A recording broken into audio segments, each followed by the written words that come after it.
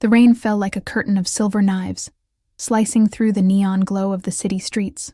I stood there, soaked to the bone, my tears mixing with the downpour as if the sky itself wept for my shattered life. 3 hours ago, I'd lost everything. My job, my apartment, and the last shred of dignity I'd been clinging to. The eviction notice crumpled in my pocket felt heavier than chains. I didn't hear the car pull up. Didn't notice the sleek black sedan idling at the curb until a door opened and Italian leather shoes stepped onto the wet pavement. Then I heard his voice, low and commanding, cutting through the storm like thunder. "Get in." I looked up, rainwater streaming down my face, and met the most piercing gray eyes I'd ever seen. He stood there in an impeccably tailored suit, dark hair slicked back, an umbrella held casually in one hand while he remained completely dry. Everything about him screamed danger and power, yet something in his gaze made my breath catch. If you're already hooked by this unexpected encounter, hit that like button and subscribe. This story is just getting started, and you won't want to miss what happens next. "I don't know you," I managed to whisper, my voice breaking. His lips curved into the faintest smile, but his eyes remained intense, studying me like I was a puzzle he intended to solve. "No, but I know enough. You're standing in the rain, crying like the world ended. Either you get in my car, or you collapse right here on this street. Your choice." Something about his certainty, his absolute confidence, made me move. Maybe it was exhaustion. Maybe it was the way he looked at me, not with pity, but with something else. Recognition, perhaps, as if he saw something in me worth saving. I slid into the back seat, and he followed, closing the door on the chaos outside. The interior smelled of expensive cologne and leather. He didn't speak immediately, just handed me a towel from somewhere in the car's pristine interior.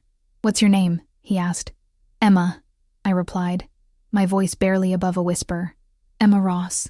He nodded slowly, as if committing it to memory. "Emma, I'm Dante Caruso." The name hit me like a physical blow. Everyone in this city knew that name. Dante Caruso, the man who controlled half the underground businesses, the one the newspapers whispered about but could never touch. The Mafia boss who'd built an empire on fear and respect. My hands started trembling for an entirely different reason. "I know what you're thinking," he said, his voice oddly gentle. "But you're safe with me. Safer than you've been in a long time, I'd wager." "Why?" The question tumbled out before I could stop it. "Why would you help me? You don't even know me." For a moment, something flickered across his face, a shadow of old pain, a memory he'd buried deep. Let's just say I recognize someone at rock bottom when I see them. I've been there myself, once upon a time. The car began to move, gliding through the rain-slicked streets with impossible smoothness. I should have been terrified, should have demanded he let me out, but exhaustion had settled into my bones, and something about Dante Caruso's presence felt like an anchor in a storm I'd been drowning in for months. "Where are we going?" I asked. "Somewhere warm, somewhere safe." He glanced at me, and in the passing streetlights, I saw something unexpected in his eyes. Genuine concern. "From now on, Emma, you're under my protection. No one will hurt you again." Those words should have sounded possessive, controlling. Instead, they felt like a promise, like a lifeline thrown to someone who'd been treading water for far too long. We arrived at a building I recognized from the skyline, one of the most exclusive high-rises in the city. Dante led me through a private entrance, past security, who nodded respectfully without a word, and into an elevator that required a key to operate. "I have a guest suite," he explained as we ascended. "You'll stay there tonight. Tomorrow we'll figure out what comes next." "I can't accept this," I protested weakly, even as my body screamed for rest and warmth. "I don't even know you. This is crazy?" He finished my sentence with a slight smile. "Perhaps, but something tells me you could use a little crazy right now. Something tells me the safe, predictable path hasn't worked out so well." He wasn't wrong. My entire life had been about following rules, doing the right thing, and where had it gotten me? Sobbing in the rain with nowhere to go. The elevator opened directly into a penthouse that took my breath away. Floor-to-ceiling windows overlooked the glittering city, and everything inside spoke of wealth and refined taste. But it wasn't cold or sterile. There were books scattered on tables, a worn leather chair by the fireplace, signs of actual living. "The guest suite is through there," Dante pointed to a hallway. "You'll find clothes, toiletries, everything you need. Take a hot shower, get some rest. We'll talk in the morning. I hesitated, every rational instinct screaming that this was insane. But Dante had already turned away, giving me space, respecting boundaries I hadn't even voiced.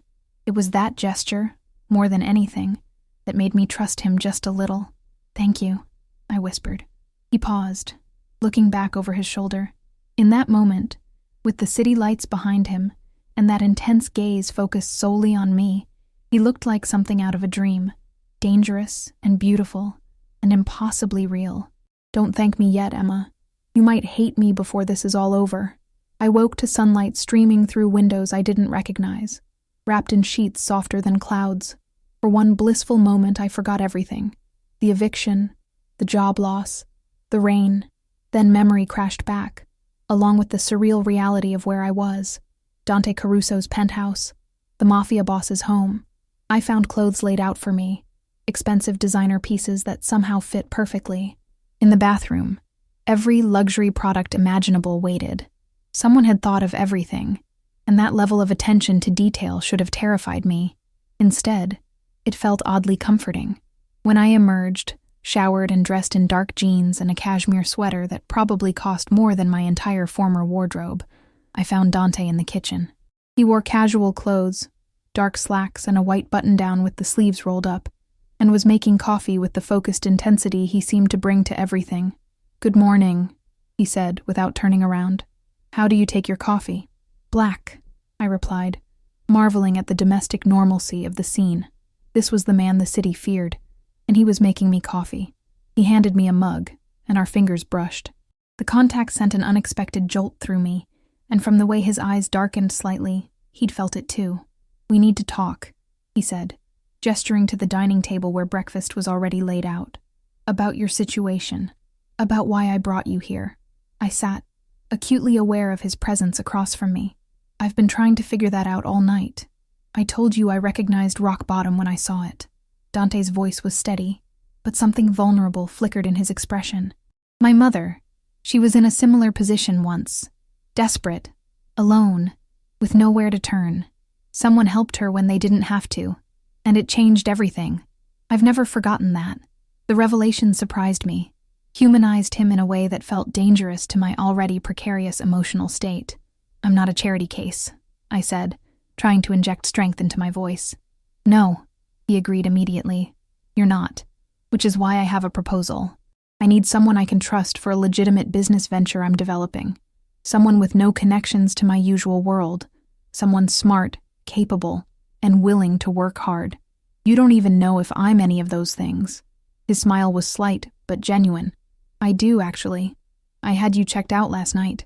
I should have been angry at the invasion of privacy, but honestly, it made sense. Men like Dante didn't survive by being careless." Emma Ross, 26 years old. Business degree from State College, graduated top of your class. Worked your way through school with 3 jobs. Spent the last 2 years at Morrison & Associates, where you consistently exceeded targets until they downsized and eliminated your position. Your landlord illegally evicted you because his nephew wanted the apartment. You've been fighting the system alone, and the system's been winning. Hearing my life summarized so clinically made my throat tight. "So what? You feel sorry for me?" "I respect you," he corrected, his intensity pinning me in place. "You've been knocked down repeatedly, and you keep getting back up. That's the kind of person I want working with me. That's the kind of strength I value." "Working with you doing what, exactly?" Dante leaned forward, and I caught the scent of his cologne, something dark and expensive that made my pulse quicken. "I'm opening a legitimate art gallery and auction house. High-end, respectable, completely legal. I need someone to manage it, someone with business sense and integrity. The pay is generous, and it comes with an apartment in this building." It sounded too good to be true, which meant it probably was. "Why me? You could hire anyone. Because everyone else comes with baggage, connections, agendas. You're starting fresh, which means you'll be loyal to the opportunity, not to some hidden agenda. And because—" he paused, something unreadable crossing his face. "Because when I saw you in that rain, something in me knew you were supposed to be here. Call it instinct. The air between us felt charged, heavy with unspoken possibility. This was insane. I should walk away, find some normal job, rebuild my life the conventional way. But Dante was offering me a chance at something more, something better, and God help me, I wanted it. What's the catch? I asked. Smart question. He smiled approvingly. The catch is that working for me means entering my world, at least peripherally. People will know you're associated with me, which comes with complications. I can protect you from most of them, but I need you to understand what you're agreeing to. Protection from what? His expression hardened, the dangerous edge returning. I have enemies, Emma. People who would use anyone close to me to get leverage. If you work for me, if you're seen with me, you become a potential target. I won't lie about that risk. The honest warning should have sent me running. Instead, I found myself considering it seriously. What did I have to lose? My old life was already destroyed. At least this way, I'd be rebuilding with purpose and protection. I want to say yes, I admitted. But I need to know something first. The gallery, the auction house, is it really legitimate, or is it a front for something else? Dante's respect for me seemed to deepen. It's completely legitimate. I'm diversifying, building businesses that will outlast me. The gallery will showcase real art, work with real collectors, operate above board in every way. You have my word. And your word means something? In my world, it means everything. I've built my reputation on keeping my promises, Emma. Break your word in my line of work, and you're dead. So yes, when I give you my word, you can trust it absolutely. The conviction in his voice convinced me more than any contract could have. I took a deep breath, knowing I was about to leap off a cliff with no guarantee of a soft landing. Okay, I said. I'll do it. I'll work for you. Something triumphant flashed in Dante's eyes, quickly masked but unmistakable. Good. We start tomorrow. Today, you rest, settle in, and I'll have some contracts drawn up for you to review. Everything legal and transparent. He stood, and I realized our breakfast had gone cold while we talked. There's one more thing, Emma. A rule that's non-negotiable. My heart quickened. What? You're honest with me. Always. I don't care if the truth is uncomfortable or unflattering. I need to know I can trust what you tell me. In return, I'll be honest with you. Deal? I extended my hand, and he took it. His grip was firm, warm, and sent that electric jolt through me again. We held the handshake a moment too long, eyes locked, and I saw something in his gaze that made my breath catch. Heat, interest, and something deeper that terrified and thrilled me in equal measure. Deal, I whispered. The next 2 weeks passed in a blur of activity that left me breathless and exhilarated. Dante was a demanding boss, expecting excellence and settling for nothing less, but he was also fair and surprisingly patient. The gallery space he'd acquired was a beautiful historic building that needed renovation, and he gave me complete creative control over the design and layout. We spent hours together, discussing vision and strategy. I discovered that beneath the dangerous exterior, Dante possessed genuine passion for art and culture.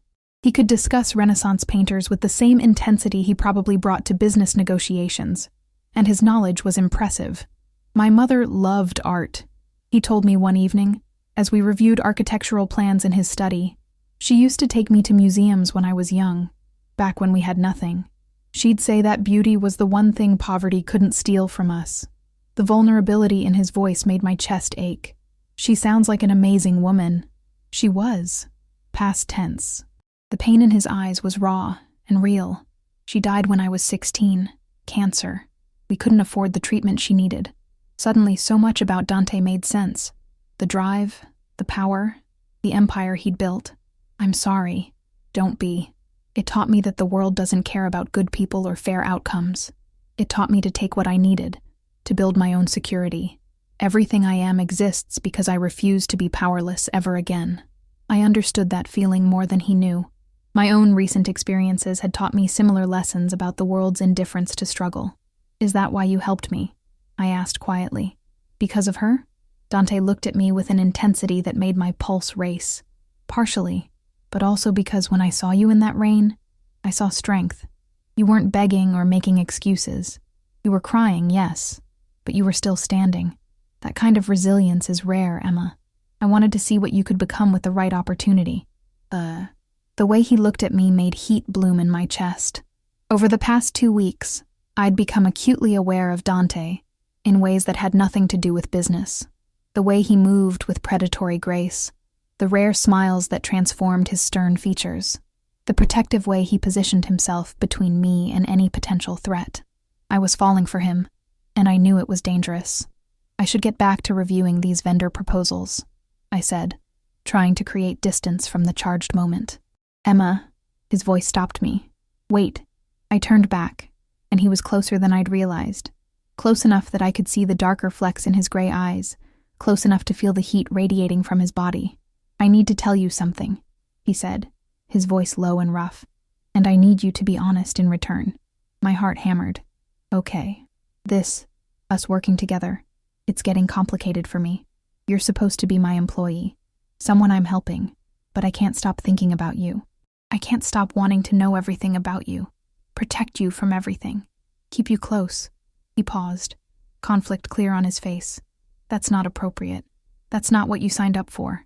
The confession hung between us, raw and honest. I should have been professional, should have maintained boundaries. Instead, I found myself stepping closer. What if I'm having the same problem? I whispered. Dante's eyes darkened with heat. Then we're both in trouble, because I don't do anything halfway. If I pursue this, if I let myself want you the way I'm starting to, there's no casual about it. I'm all in or nothing. That should scare me, I admitted. Everything about this should scare me. You're a dangerous man in a dangerous world, and I should run as far and fast as I can. But when I'm with you, I feel safer than I've ever felt. When you look at me like I matter, like I'm worth protecting and investing in, I feel stronger. You make me want to be brave. Dante reached up slowly, giving me time to pull away, and cupped my face with surprising gentleness.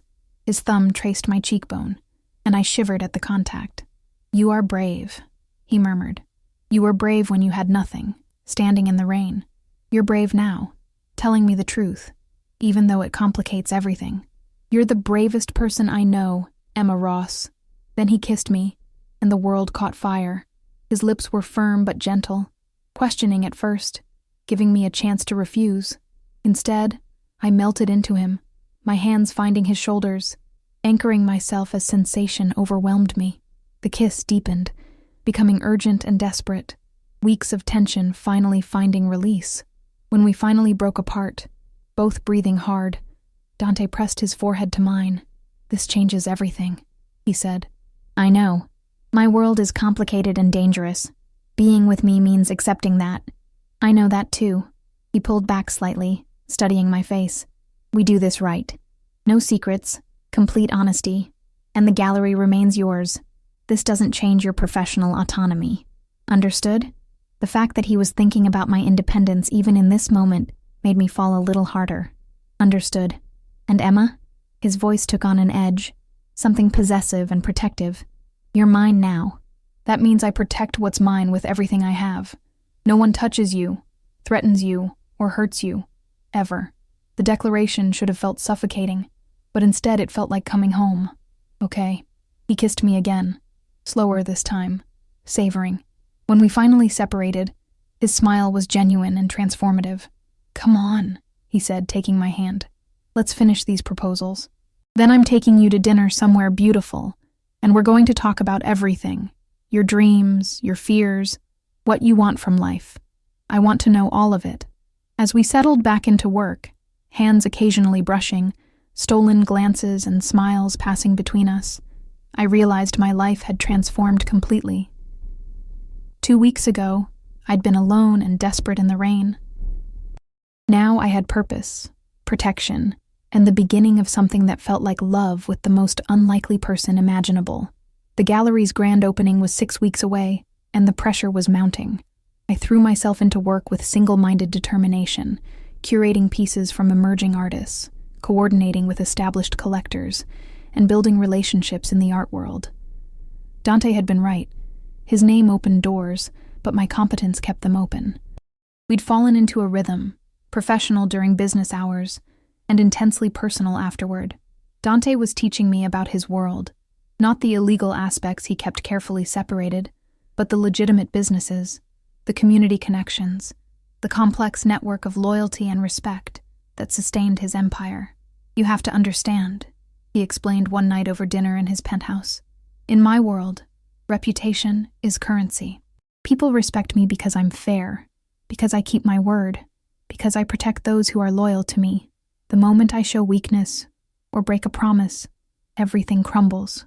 That sounds exhausting, I observed, never being able to let your guard down. His smile was soft as he reached across the table for my hand. I let it down with you. You're the only person who sees me like this. Just Dante, not the boss, not the reputation, just me. The trust implied in those words humbled me. I was falling deeper every day, and while part of me worried about the precarious situation, another part had never felt more alive. That's when everything started to unravel. It began with a phone call that interrupted our dinner. Dante's expression darkened as he listened, and I saw the transformation from the man I knew to the cold, calculating boss the city feared. When? He asked sharply. How many? A pause. Handle it. I'll be there in 20 minutes. He hung up and looked at me with regret. I have to go. There's a situation that requires my attention. Is everything okay? It will be. He kissed my forehead. Stay here. Stay safe. I'll explain everything when I get back. But he didn't come back that night, or the next morning. For 2 days, I heard nothing. His security team assured me he was fine but busy, that I should continue with gallery preparations. I tried to focus on work, but worry gnawed at me. This was the reality of loving someone in Dante's position, uncertainty and danger lurking in every shadow. When he finally returned, he looked exhausted and furious.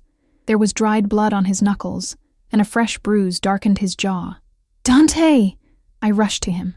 What happened? He pulled me into his arms, holding me tightly.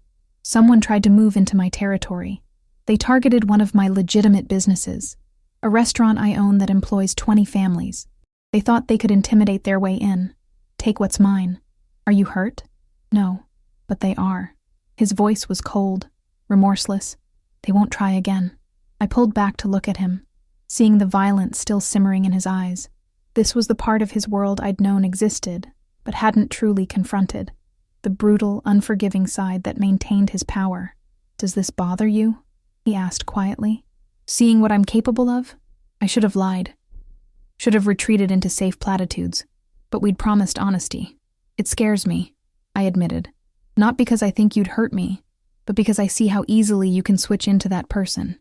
Because I'm reminded that the world you live in has consequences I can barely imagine. Dante's expression was anguished. I told you it would be complicated. This is what I meant. This is the reality of being with me. I know. I took his damaged hand gently, examining the bruised knuckles. But I also know that you protected people who depend on you.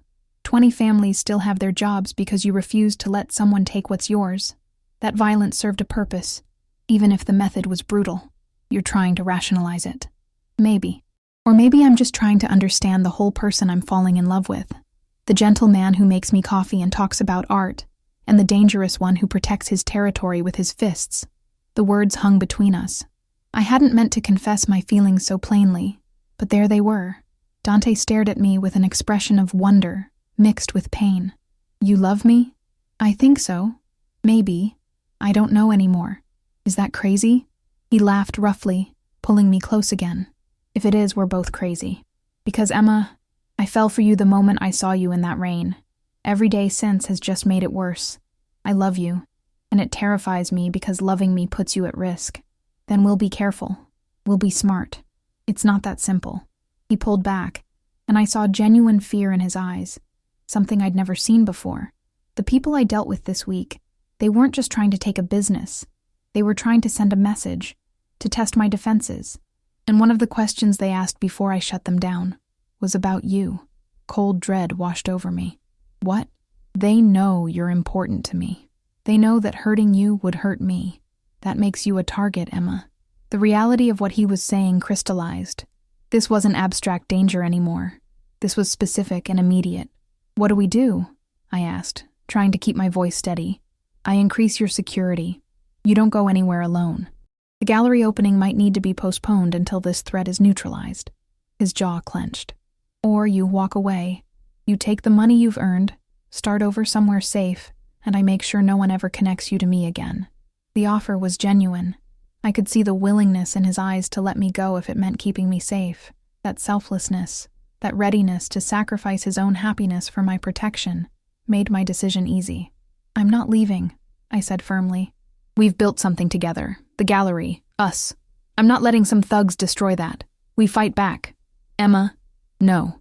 You told me I was brave, that I'm yours now." "Well, that works both ways. You're mine too, Dante Caruso, and I don't abandon what's mine when things get difficult." Pride and love warred in his expression. Finally, he nodded. "Okay, but we do this my way. You follow security protocols exactly. No exceptions. Deal." He kissed me then, hard and possessive, claiming and promising in equal measure. When we broke apart, the exhaustion had returned to his features. "Come on," I said gently. "You need rest. When did you last sleep?" 2 days ago. Then bed. Now. We'll figure everything else out tomorrow." For once, Dante didn't argue. I led him to his bedroom, helped him out of his blood-stained clothes, and held him as he finally let himself relax. Within minutes, he was asleep, his breathing deep and even. I lay awake beside him, processing everything. 2 months ago, I'd been alone and desperate. Now I was in love with a mafia boss, running an art gallery, and apparently on someone's target list. My life had become completely unrecognizable, but as I watched Dante sleep, seeing the vulnerability he showed no one else, I knew I wouldn't change it. This was my choice, my path, and I'd walk it with my eyes open. Security became my constant shadow. Marco and Elena, 2 of Dante's most trusted people, rotated shifts watching over me. At first, their presence felt suffocating, but I gradually came to appreciate their professionalism and even their company. They were good people doing a difficult job.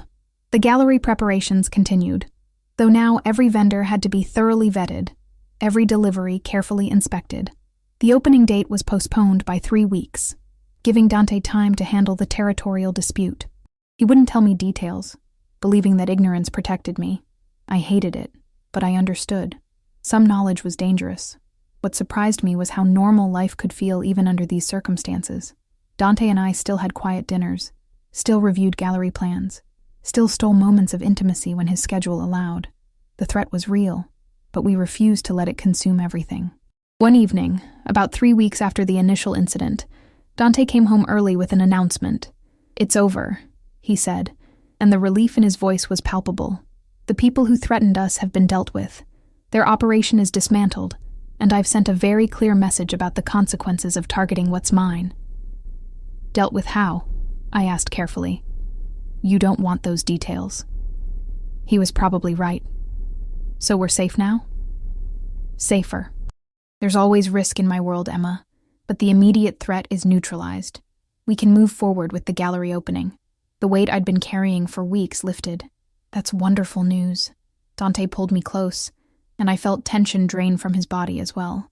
"I have something for you," he said, reaching into his pocket. He produced a small velvet box, and my heart stopped. But when he opened it, instead of a ring, there was a delicate necklace, a pendant in the shape of a phoenix rising from flames, crafted in white gold and diamonds. "It's beautiful," I breathed. "It represents you," Dante explained, "rising from the ashes of your old life into something stronger, more beautiful. I saw it and thought of you immediately." He fastened it around my neck, and I caught my reflection in the window. The pendant gleamed against my skin, a symbol of transformation and resilience. "Thank you," I whispered. "I love it. I love you," he replied. "And I want you to know that I see what you've sacrificed to be with me. The danger, the uncertainty, the compromises. It humbles me, Emma, makes me want to be worthy of that faith."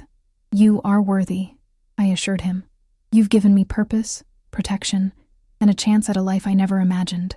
Yes, it's complicated and sometimes scary, but it's real. It's mine. I've never felt more alive."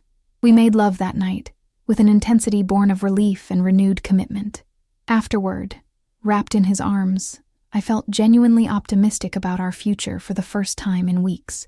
The gallery opening was rescheduled for 2 weeks away, and preparations shifted into high gear. I worked 16-hour days, coordinating final details, confirming artist attendance, managing press relations. The buzz around the opening was incredible. Dante's name and reputation had generated massive interest, and my careful curation had art critics genuinely excited. 1 week before the opening, my phone rang with an unknown number. I almost didn't answer, but something made me pick up. Emma Ross? A woman's voice, cultured and cold. Yes. Who is this? Someone who knows what you are. A gold digger who seduced her way into Dante Caruso's bed and wallet.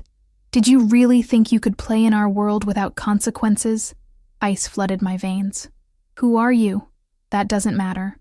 What matters is that I know things about you, about your past, about secrets you've kept from your beloved Mafia boss. Want to know what I know? Every instinct screamed that this was a trap.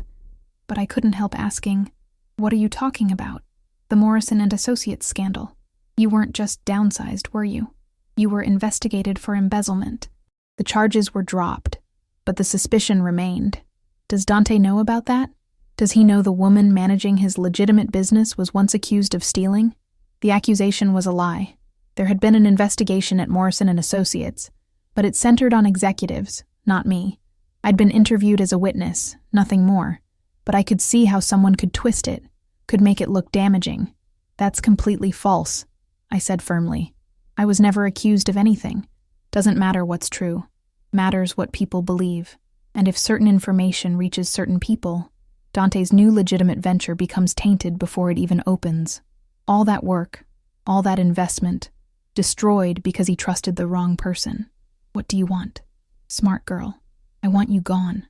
Walk away from Dante, from the gallery, from this world you don't belong in. Do it quietly. Make it look like your choice. And this information stays buried. Refuse, and I destroy everything you've built, and damage Dante's reputation in the process. The threat was clear and effective. Whoever this woman was, she'd done her homework, found a vulnerability, and was exploiting it ruthlessly. I need time to think, I said. You have 24 hours. After that, I make the calls. She hung up. I stood there, phone in hand, mind racing. This was sophisticated psychological warfare, threatening not just me, but Dante's business interests, making me the liability I'd always feared becoming. I could tell Dante, let him handle it, but his methods would likely involve violence or intimidation, which could backfire. Or I could investigate myself, try to find out who was behind this and what their real agenda was. Or I could walk away, protect him from the fallout. The thought of leaving made my chest ache, but the thought of damaging Dante's dreams because of me was unbearable. Marco noticed my distress. Everything okay, Emma? Fine, I lied. Just wedding jitters. Wrong word. I'd meant opening jitters, but the Freudian slip revealed where my mind had wandered, imagining a future with Dante that might now be impossible. That night, I couldn't focus on anything. The opening was in 7 days. The mysterious woman's 24-hour deadline would expire in 23 hours. I had to make a decision. When Dante came home, he immediately sensed something was wrong. What happened? He asked. This was it. The moment of truth. We'd promised honesty, but telling him this truth might force him into actions that could harm everything we'd built. I got a threatening phone call. I admitted, unable to maintain the lie. Someone who wants me gone, who threatened to spread false information about my past if I don't leave. Dante's expression turned deadly. Tell me everything. Now. I recounted the entire phone conversation, watching Dante's expression shift from concern to cold fury. By the time I finished, he was radiating dangerous intent. False accusations about embezzlement, he said, his voice tight with controlled rage. An anonymous caller with sophisticated knowledge of your background. This isn't random, Emma. This is calculated. I know, which is why I'm considering just walking away, at least temporarily, until... Absolutely not. The force of his response startled me. You don't negotiate with extortionists, and you certainly don't give them what they want. That only encourages them. But if this damages the gallery, damages your reputation, then we deal with it together. He pulled me close, his grip firm but comforting. You're not facing this alone, and you're sure as hell not sacrificing yourself to protect me. That's not how this works. What do we do? Dante's mind was already working. I could see it in his eyes. First, we find out who made that call. I have resources, people who can trace things. Second, we get ahead of the narrative. If there was an investigation at Morrison and Associates, we pull the records, show that you were a witness, not a suspect. Third, his jaw clenched. Third, we make it very clear what happens to people who threaten what's mine. The possessiveness in his voice sent shivers through me. I don't want you doing something you'll regret because of me. I won't regret protecting you. Ever. He kissed my forehead gently, a contrast to the violence simmering beneath his surface. Trust me, Emma. This is what I do. I handle threats. I protect my people. Let me handle this. Part of me wanted to argue, to maintain some independence, but the larger part was simply grateful not to face this alone. Okay? I agreed. But keep me informed. No shutting me out. Deal. Within an hour, Dante had people working on tracing the call. By morning, we had a name. Victoria Castellano, daughter of a rival family who'd been trying to expand into legitimate businesses. The gallery, with Dante's backing and my management, represented serious competition. It's not personal, Dante explained as we reviewed the information. Or rather, it's business that she's making personal. Victoria sees the gallery as a threat to her family's art investment ventures. Discrediting you discredits the gallery, which benefits her. So what's the play? Dante's smile was sharp and dangerous. We flip the script. Instead of defending against false accusations, we go on offense. I have information about the Castellano family's business practices. Nothing illegal that would implicate me, but definitely unethical. If Victoria wants to play dirty, we can bury her in scandal before she touches you. It was ruthless and effective. Everything I'd come to expect from Dante's strategic mind. But something bothered me. Is there another way? I asked. One that doesn't involve mutually assured destruction?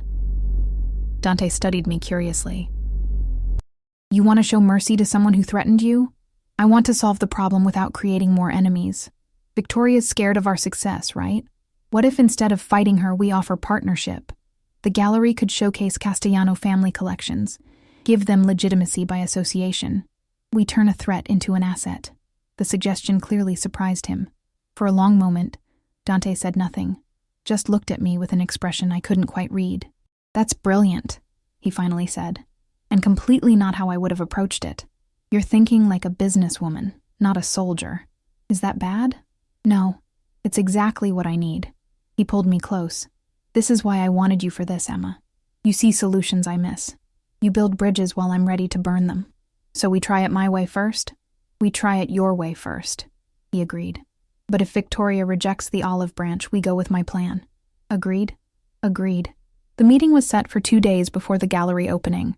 Victoria Castellano agreed to meet at a neutral location, an upscale restaurant that served as Switzerland in the complex web of family territories. I was nervous as we arrived. Dante's reassuring presence beside me. Victoria was stunning.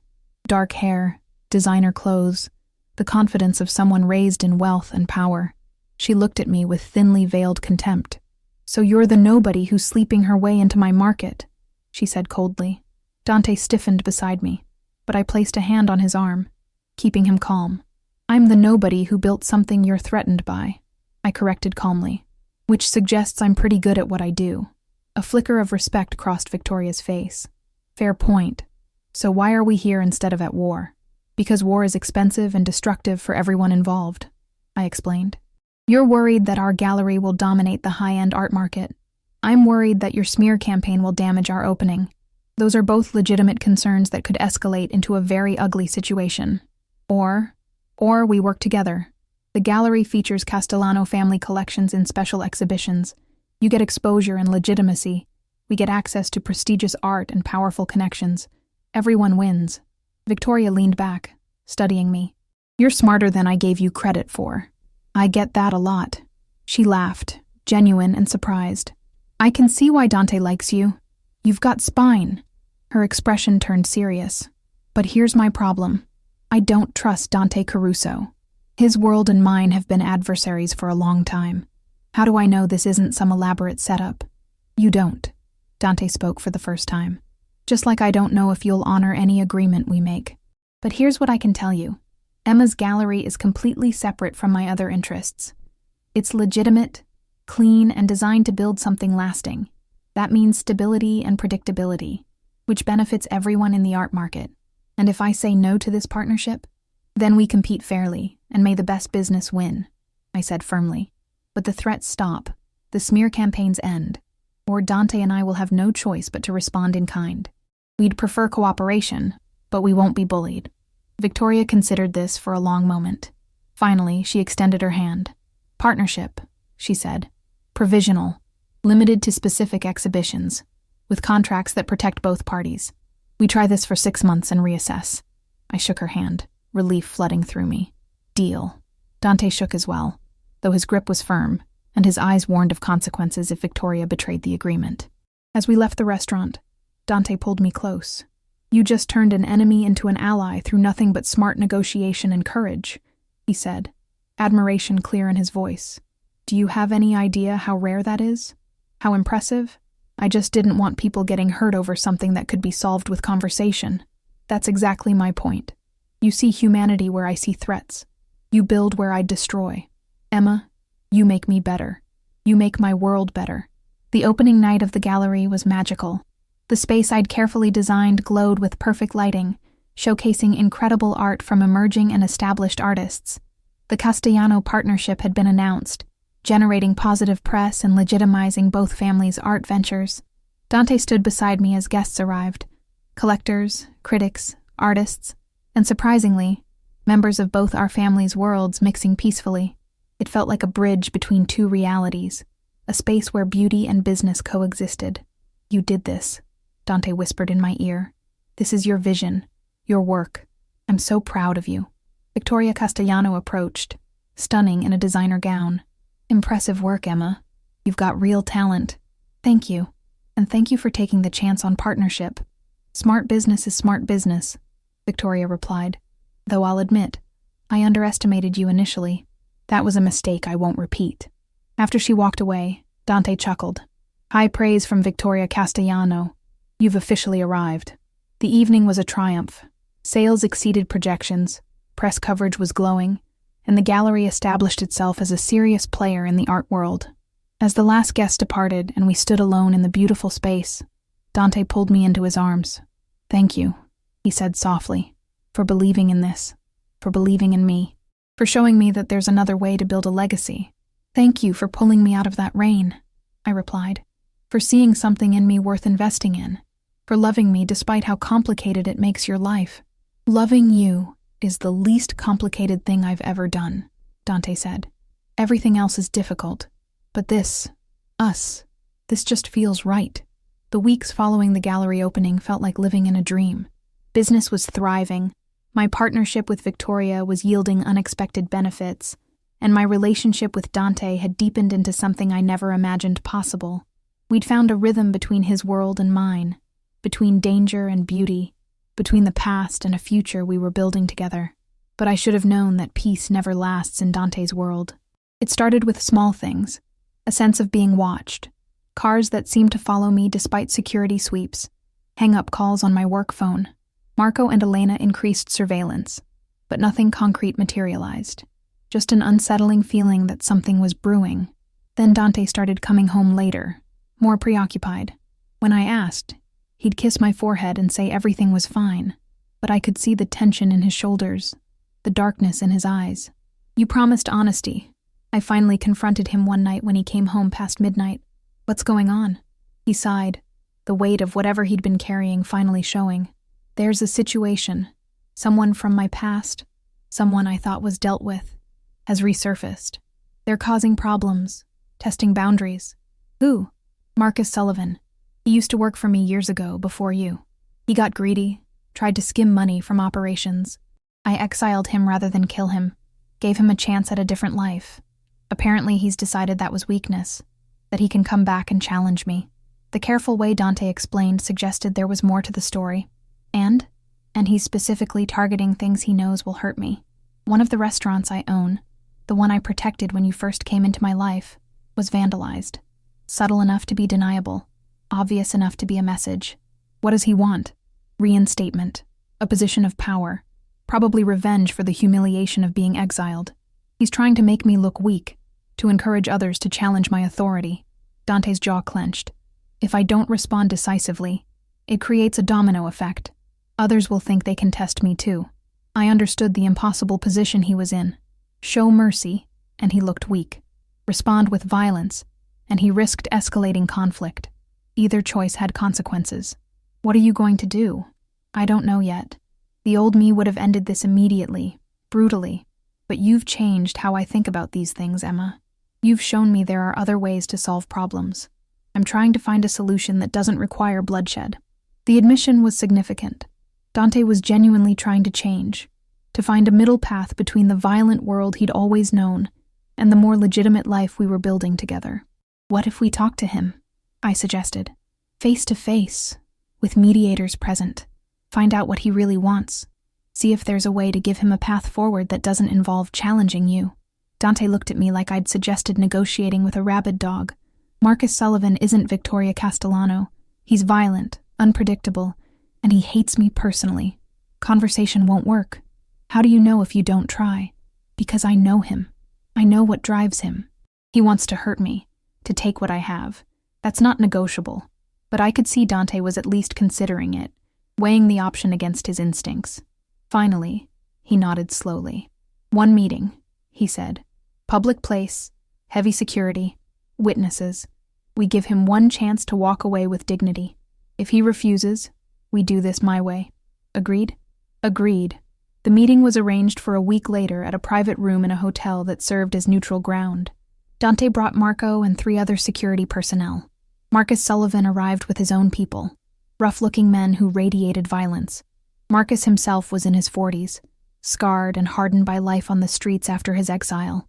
His eyes held the feverish intensity of someone with nothing left to lose. So the great Dante Caruso wants to talk, Marcus sneered. Brought your little girlfriend too. How sweet. Show respect. Dante's voice was ice. We're here offering you a chance at a different outcome. I don't want chances. I want what's mine. A place in the organization. Recognition. Compensation for years of exile. You were exiled because you stole from me, Dante replied coldly. You betrayed loyalty and trust. The fact that you're still breathing is the mercy I showed you. Mercy? Marcus laughed bitterly. You destroyed my life. I had to rebuild from nothing because you couldn't forgive one mistake. I spoke up, trying to diffuse the tension. What if there was another path? Dante's developing legitimate businesses. Maybe there's a position for you there. Something legal and stable that gives you a fresh start. Marcus looked at me with contempt. You think I want to be your charity case? I was somebody in this world. I'm not settling for managing some gallery or restaurant like a civilian. Then what do you want? I asked directly. I want Dante to acknowledge that he was wrong to exile me. I want him to restore my position and reputation. And I want... He looked at me with something ugly in his eyes. I want proof that he's gone soft, that this relationship has made him weak. Dante moved with frightening speed, positioning himself between Marcus and me. Choose your next words very carefully. Or what? You'll kill me? In front of witnesses? In front of your precious Emma who's trying to make you into something you're not? Marcus smiled viciously. That's the thing, Dante. You can't be both. You can't be the feared boss and the legitimate businessman. You can't have the violence and the art gallery. Eventually, you have to choose. And when you do, you'll lose one world or the other. The words hit their target. I could see Dante struggling with the truth in them. The impossible balance we'd been trying to maintain. You're wrong, I said firmly. People aren't one-dimensional. Dante can be protective and violent when necessary, and also be capable of building something beautiful and legitimate. The only person who has to choose is you, Marcus. Stay stuck in the past or accept help moving forward. I don't need help from you, Marcus spat. And I'm done talking. Dante, you have 1 week to restore my position, or I escalate this conflict until one of us is dead. Your choice. He stood, his men following. As they left, Marcus paused at the door. By the way, I know about the investors backing the gallery. Know what would happen to your precious, legitimate business if they learned how their money is really connected to Dante Caruso's empire? All those careful separations, all that legal distance, one anonymous tip, and it all comes crashing down. Then he was gone, leaving the threat hanging in the air. Dante's expression was murderous. I should have killed him years ago. Maybe, I agreed. But you didn't. And now we have to deal with the consequences of mercy. The question is, do we escalate to violence, or do we find another way? Emma, he just threatened everything we've built. He's not going to stop. I know, but there has to be a solution between total war and complete surrender. Dante pulled me close, and I felt him trembling with suppressed rage. I can't lose you. Can't lose what we've created together. If that means doing things the old way, then we do them smart, I interrupted. We protect what's ours, but we do it in a way that doesn't destroy everything else. There has to be a way. Over the next few days, we worked on a strategy. Rather than attacking Marcus directly, we focused on undermining his credibility and support. Dante reached out to others in his world, explaining the situation, reminding them of Marcus's betrayal, making it clear that supporting Marcus meant opposing Dante. Meanwhile, I worked with legal teams to ensure the gallery's investor relationships were bulletproof, that there was no legitimate connection that could be exploited. We built firewalls, created documentation, prepared for the worst. Victoria Castellano surprised us by offering support. Marcus Sullivan is a cancer in our world, she said bluntly. If he successfully challenges you, it encourages chaos for everyone. Better to present a united front. The support from other families and legitimate businesses created isolation around Marcus. His threats became empty, posturing when no one would back him. But Marcus wasn't done. He made one final, desperate play. He went to the media with a story about Dante's secret criminal empire, funding legitimate businesses. It was salacious, attention-grabbing, and mostly unverifiable. The story broke 3 days before the gallery's major exhibition featuring the Castellano collection, an event that would cement our reputation in the high-end art world. The media storm was immediate and vicious. Reporters camped outside the gallery, investors called with concerns, and suddenly everything we'd built was in jeopardy. I wanted to panic. Instead, I got strategic. We don't deny or confirm, I told Dante and our PR team. We pivot. We release a statement acknowledging that yes, Dante Caruso is the financial backer of the gallery, that his background is known, and that this gallery represents exactly what it claims to be, a legitimate business venture operated with complete transparency and legal compliance. We own the narrative instead of running from it. That's risky, our lawyer warned. You're essentially confirming the connection. The connection was never secret, I countered. We've been transparent from day one. What Marcus is trying to do is make that connection seem sinister. We flip it.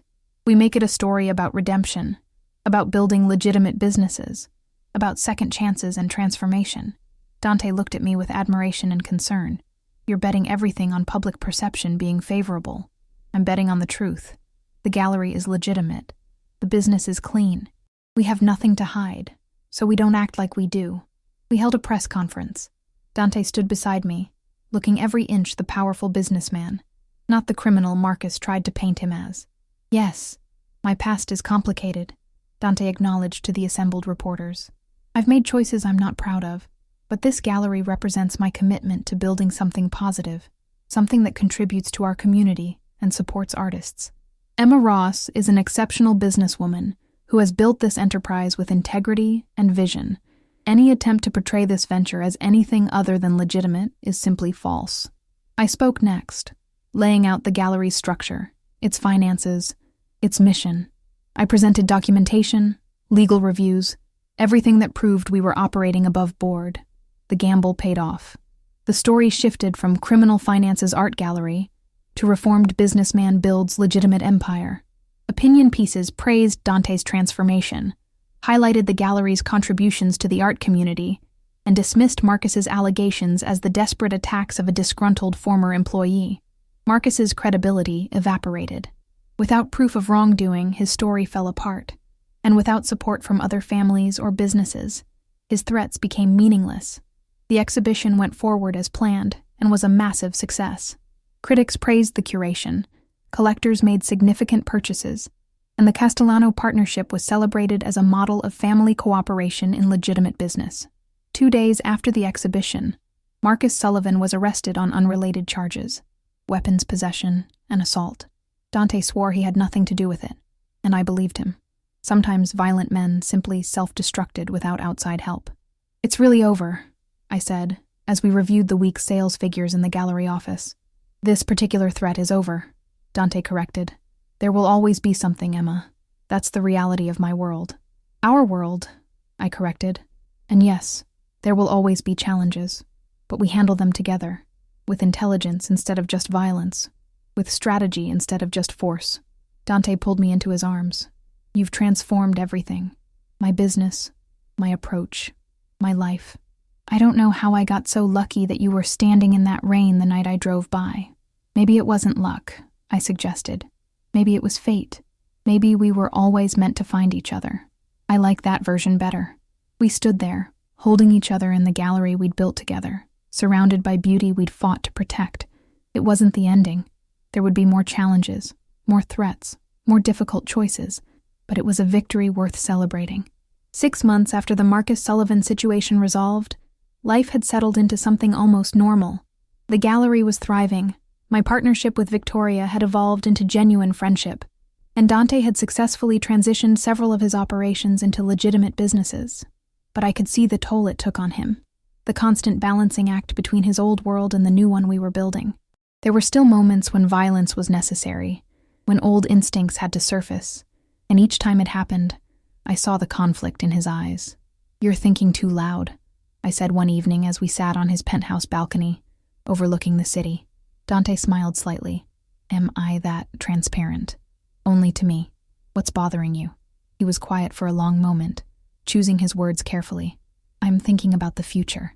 About what happens when I can't do this anymore, when I'm too old or too tired to maintain this balance.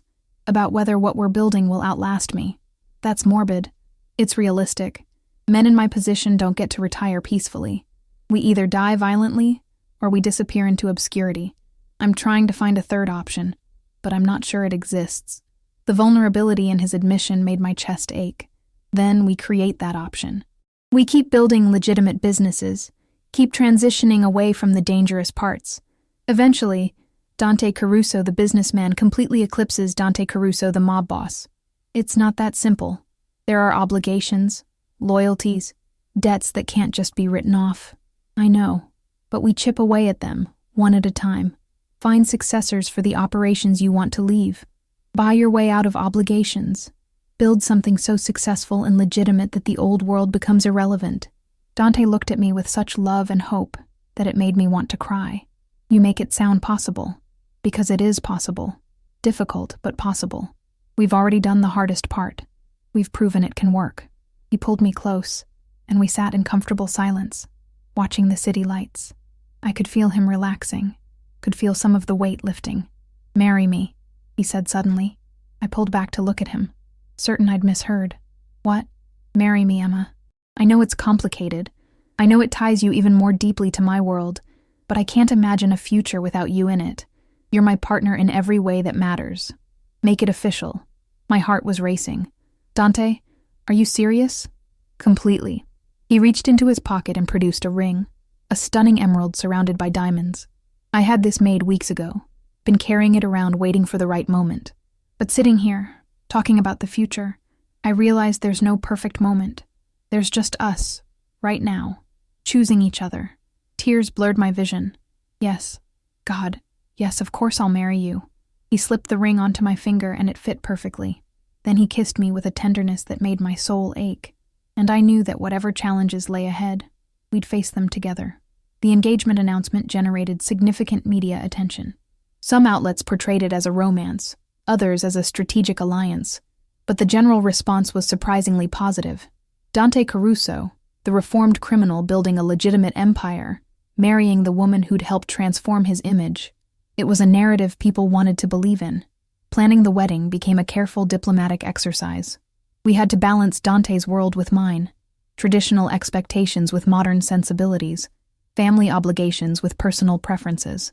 Victoria offered to help, and her experience navigating high society events proved invaluable. "You're basically planning a summit meeting disguised as a wedding," she joked as we reviewed the guest list. "Half these people have been enemies for decades." "Then it's time they learn to coexist," I replied. "This wedding represents everything Dante and I are trying to build, a bridge between worlds, proof that different kinds of people can come together peacefully. You're an idealist. I like that about you." The months leading to the wedding were intense. The gallery launched a major expansion. Dante closed deals on 2 more legitimate businesses, and we somehow managed to plan a wedding that satisfied everyone's requirements. But 3 weeks before the ceremony, Dante came home with news that shattered our careful preparations. "There's a problem," he said, his expression grim. The Moretti family is refusing to attend the wedding. They're saying that my transition to legitimate business represents a betrayal of traditional values, that I'm abandoning the world that made me. The Morettis were one of the oldest and most influential families. Their approval, or lack thereof, carried significant weight. What does this mean? I asked. It means they're trying to force me to choose. Stay connected to the old world and maintain their support, or continue transitioning and lose their backing. They're using the wedding as a public test of my loyalties. Can we change their minds? I don't know. The Moretti patriarch Lorenzo is old school. He sees what I'm doing as weakness, as turning my back on tradition. Convincing him otherwise would require... He paused, thinking. Actually, it would require you. Me? Lorenzo respects strength and intelligence. He's also surprisingly sentimental about family and loyalty. If anyone can convince him that what we're building honors rather than betrays our world, it's you. The idea terrified me, but I couldn't let Dante face this alone. Set up a meeting. Lorenzo Moretti was 83 years old, sharp as a razor, and intimidating as hell. He received us in his estate, surrounded by family members who watched our every move. So you're the woman who's changing Dante Caruso, Lorenzo said, studying me with piercing dark eyes. I'm the woman who loves him, I corrected gently. The changes are his choice. Choices influenced by you. Tell me, young lady, do you understand what you're asking him to give up? The power, the respect, the fear that keeps him safe? I understand that he's not giving those things up. He's transforming them. Power based on fear is fragile. It requires constant violence to maintain. Power based on respect and legitimate success is lasting. Dante is building something that will outlive him, something his children could be proud of. Children. Lorenzo's expression softened slightly. You plan to have children with him? Eventually, yes. And I want them to inherit a legacy they don't have to hide from or apologize for. I want them to be proud of what their father built, not afraid of what he did. Lorenzo leaned back, considering.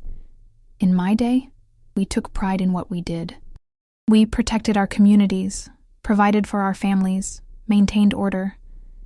You see that as something shameful? No, I said carefully. I see it as necessary for its time. But times change. The world Dante inherited isn't the world our children will inherit. He's adapting, building for the future while honoring the past. That takes more courage than just maintaining tradition. Courage or cowardice. Courage. It would be easier for Dante to stay in the world he knows, to keep doing things the way they've always been done. Changing, evolving, taking risks on legitimate businesses. That's terrifying. But he's doing it anyway because he believes in building something better. Lorenzo was quiet for a long moment. Then he smiled, the first genuine warmth he'd shown. You love him fiercely. You defend him with intelligence and passion. You understand both worlds and bridge them naturally. He nodded slowly. My objection isn't to your marriage, young lady. It's to the fear that Dante forgets where he came from, forgets the people who supported him when he had nothing. He could never forget, I assured him. Everything he's building is because of what you and others taught him. He's taking those lessons, about loyalty, about protecting what's yours, about building something lasting, and applying them in a new context. He's honoring your legacy by evolving it. Lorenzo stood, moving with surprising grace for his age. He approached Dante, who'd been silent throughout the exchange, letting me speak. You found a good one, Lorenzo said. Strong, smart, loyal. She'll stand beside you when things get difficult, which they will. I know, Dante replied. She already has. Lorenzo extended his hand. The Moretti family will attend your wedding. We'll support your new ventures. But Dante, don't forget us. Don't leave the old world completely behind. We need examples of successful transitions, proof that we can evolve without losing ourselves. I won't forget, Dante promised. Everything I am, everything I'm building, exists because of the foundations you helped create. As we left the Moretti estate, I felt Dante's relief like a physical thing. We'd cleared a major hurdle, secured support that would make our future significantly easier. You were incredible in there, Dante said as we drove away. The way you understood what Lorenzo needed to hear, the way you bridged our worlds. Emma, you're not just my partner. You're making all of this possible. We're making it possible, I corrected. Together. The wedding took place on a perfect spring day, in a garden that seemed designed for the occasion. We'd managed the impossible, bringing together families and individuals who'd been rivals for years, creating a space where the legitimate and illegitimate worlds coexisted peacefully. I stood in the bridal suite looking at myself in the mirror. The dress was elegant simplicity, white silk that flowed like water, understated but beautiful. The phoenix pendant Dante had given me glittered at my throat, a reminder of how far I'd come. Victoria knocked and entered, stunning in her role as maid of honor. "You ready for this?" "More ready than I've ever been for anything." "Good, because there are about 300 people out there waiting to see Dante Caruso get married. Half of them probably thought he'd never settle down. He just needed the right person to settle down with." Victoria smiled. "Clearly. Come on, let's go make this official." The ceremony was a blur of emotion. I saw Dante waiting at the altar, looking devastatingly handsome in his tailored tuxedo, and my heart swelled with love so intense it was almost painful. As I walked down the aisle, I saw the assembled guests, families from both worlds, artists and collectors, legitimate business people and reformed criminals, all gathered to witness our union. Dante's eyes never left mine as I approached. When I reached him, he took my hands and whispered, "You're the most beautiful thing I've ever seen." The ceremony itself was simple but meaningful. We'd written our own vows, promises that reflected our unique relationship and the world we were building together. "Emma," Dante said, his voice steady but emotional, "you found me at my lowest and saw potential instead of just problems. You've challenged me to be better, to build something more than just power and fear.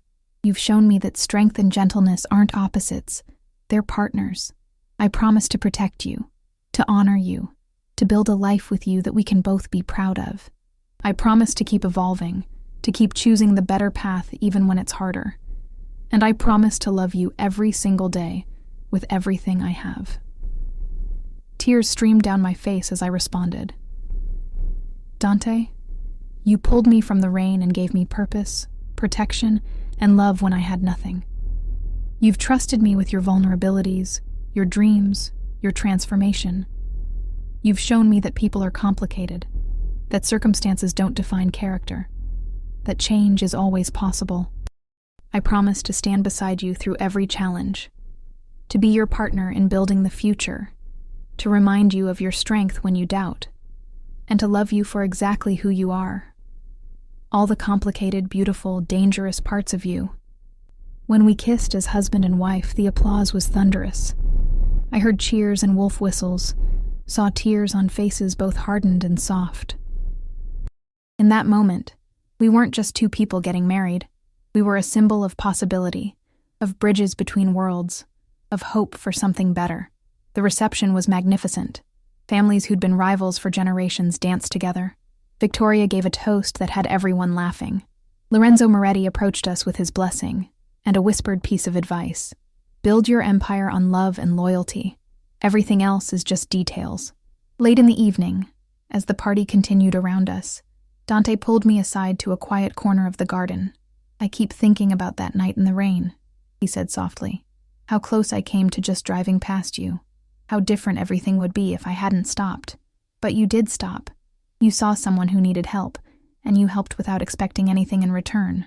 Best decision I ever made." He cupped my face gently. "You've given me something I didn't think was possible, Emma. A future worth building, a life worth protecting, hope that I can be more than what I was born into.